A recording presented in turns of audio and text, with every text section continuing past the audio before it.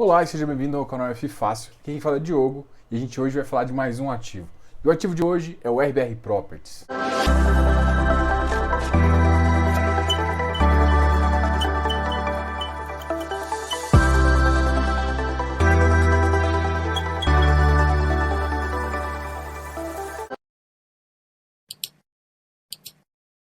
Beleza, então hoje a gente vai falar do RBR Properties. Por que a gente vai falar dele?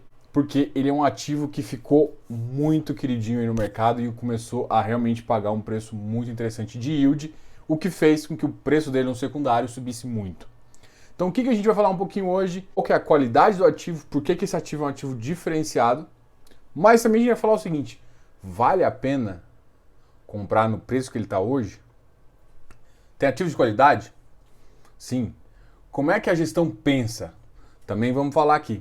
Então aguarda aí que a gente vai começar agora. É um fundo que hoje tem 44.334 cotistas. No começo do ano ele tinha 11.023. Isso significa o quê?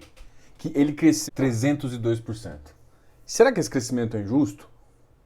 Não, ele realmente é um bom portfólio e a gente vai conversar sobre esse portfólio também com vocês. Vamos pensar o seguinte, e o valor patrimonial? O valor patrimonial é em torno de 86,32. Além disso, o fundo conta com um PL de 738 milhões de reais. Bom, é um PL bem robusto. Para todo mundo que acha que ele é um fundo simples, não. Ele é um fundo bem complexo, um fundo híbrido que tem logístico, lajes corporativas e educacional. E além disso, ele trabalha com 4 táticas, que é o que a gente vai conversar aqui. Mas primeiro, vamos entender um pouquinho da visão do gestor? Qual que é a visão do gestor em termos do Covid? No relatório gerencial, ele faz comentários que dá a entender qual que é o posicionamento dele em relação a isso. O que o gestor está vendo? Em termos de home office, o pessoal já está sentindo, principalmente em São Paulo, que é onde está a maioria do portfólio, está sentindo que gradualmente a maioria da população está voltando os escritórios. Além disso, ele também fala um pouquinho do mercado de escritórios, como está sendo a compra e venda. E ele cita, por exemplo, 2 tipos de vendedores. E por que é importante isso? Para saber qual a movimentação. E também se pensar que ele pode vir com alguma emissão, será? Essa aqui é só uma especulação, mas começa a ver, ele está começando a olhar o mercado para sentir se faz sentido aumentar a posição em algum ponto ou não. Bom, ele cita 2 tipos de vendedores. 2 tipos de vendedores. O primeiro vendedor é o tipo mais clássico, é o vendedor institucional, aquele que construiu. Esse vendedor, ele está colocando preços assim acima do mercado. Em contrapartida, também se vê o vendedor, pessoa física, que segura esse apartamento.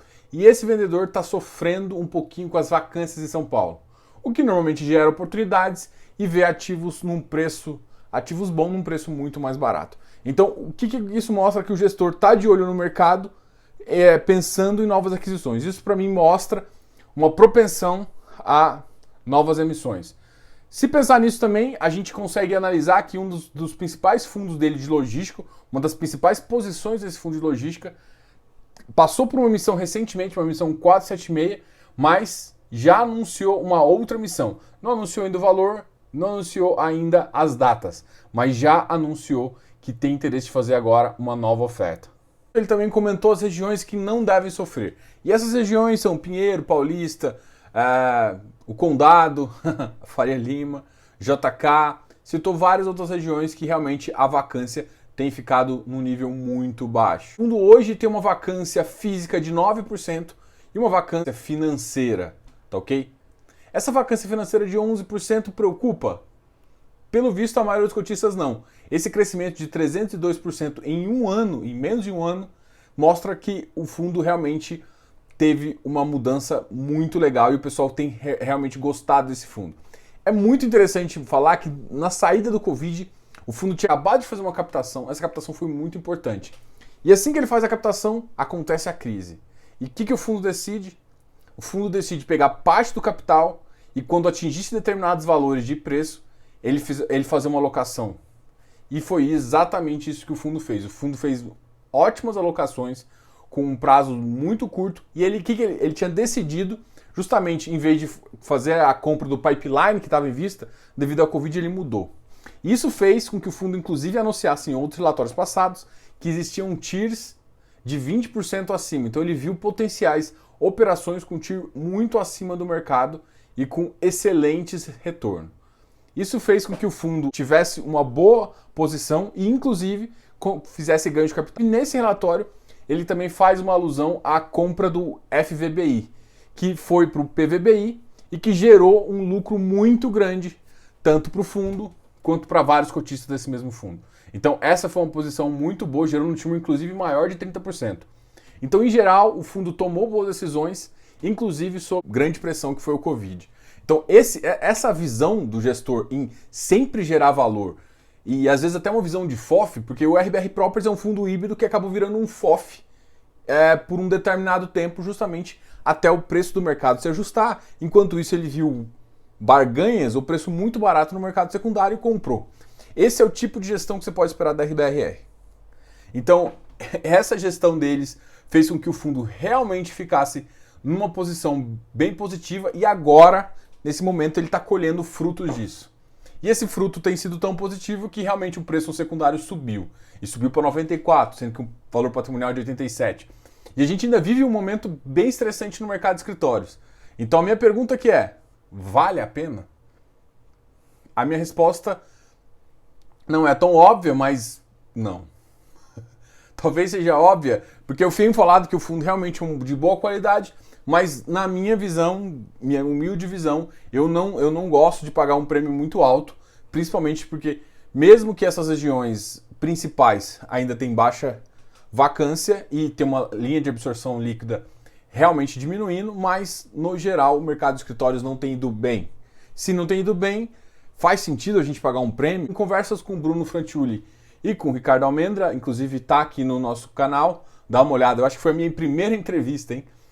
Ele falou justamente a visão que eles têm, que muitos dos inquilinos eles vão conseguir renovar os contratos agora com um patamar um pouquinho mais interessante. Mas muitos contratos ainda estão sendo renovados. Então a gente precisa passar esse momento, o que provavelmente vai passar muito bem e devem realmente aumentar. Então sim, o fundo tem um grande potencial, mas o momento ainda é delicado. E esse momento delicado faz com que você tenha cautela. Então quando você compra com preço muito acima, eu acho que o risco fica muito alto, principalmente que esse é o tipo de mercado que vai mais sofrer com isso. Um outro detalhe que é muito importante é justamente a questão do RBRL. Ele anunciou uma ótima aquisição na região de Extrema, Minas Gerais, com uma parceria com a Fullwood. Além disso, só um detalhe, a Fullwood vai vir aqui também para conversar com você, tá ok? Então é engraçado porque a Fullwood tem feito várias trocas de informação e vários negócios com fundos imobiliários. Inclusive, ela tem um parceiro que eu acho que é o parceiro que tem mais sido notório com ela, é justamente o fundo da 20. Então, esse é um mercado bem estratégico. O RBR Properties tem uma grande porcentagem do RBRL. Ele chegou a ter 94%, 96% desse fundo no começo. E agora ele está com uma posição apenas de 48%. Ele continua sendo o fundo com maior posição. Ele ainda continua mandando na Assembleia, ou seja, ele tem controle do fundo sem ter um número tão grande. Isso vai ajudar um pouco o RBRL para aumentar a sua liquidez também. O fundo tem duas características que chamam muito a atenção. Ele fica, basicamente, é um fundo que é comparado, inclusive, com o KNRI, que também é um queridinho do Kinea, um dos maiores fundos da Bolsa. E por que tem essa comparação? Primeiro, porque o Kinea também é um fundo híbrido, com uma exposição tanto em lajes corporativas quanto em fundo. E a proporção deles é um pouco semelhante. O fundo do Kinea tem mais ou menos 51% em galpões e 49% em logístico. Esse fundo tem 45% em escritório e 51% em galpão. Só que esse fundo também tem uma parte no ramo educacional. Então esse é um fundo um pouco mais diversificado, mas essa diversificação não é o que difere tanto os dois, mas sim a forma que a gestão faz. Os dois fundos são muito bons, são excelentes, talvez os melhores do mercado, com as estratégias em ramos iguais, mas o Kinea tem o seu estilo e o RBR também tem o seu estilo. Não vou aqui falar qual que é melhor, mas realmente essa comparação, se o RBR Properties é o novo Kinea, é um pouco exagerada, não porque um seja melhor que o outro, porque os dois têm um pouco de estratégia diferente, porque o RBR Properties tem o DNA da RBR. Então, são características diferentes, mas são ótimos os dois fundos, tá ok? E para você que quer conhecer mais sobre essa comparação, dá uma lida aqui, ó. Aqui embaixo vai estar um artigo que a gente colocou no nosso site, fifácil.com.br. O artigo é do Ivan. Muito legal o artigo e justamente RBR é o novo que não é. Então dá uma olhada aqui no nosso artigo que você vai gostar bastante. Então bora! Então, além disso, o que mais chama atenção no RBR Properties então? Tá parecendo que eu tô falando muito bem, mas assim, eu gosto da estratégia dele. Eu gostei muito, mas muito mesmo. E se você for olhar, tem vídeos antigos, então não tô falando isso novo não. Eu gostei muito quando ele pegou o caixa dele, mudou o pipeline, porque ele tinha um pipeline definido e saiu comprando ativos durante o Covid, basicamente olhando o risco-retorno disso. E ele fez isso com parte do capital.